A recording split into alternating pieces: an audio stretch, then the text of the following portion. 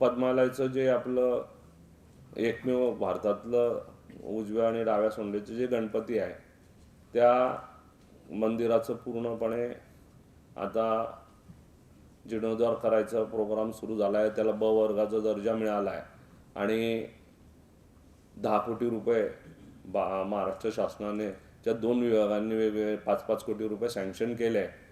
लवकर त्याचं टेंडरिंग होऊन ते कामं सुरू होतील.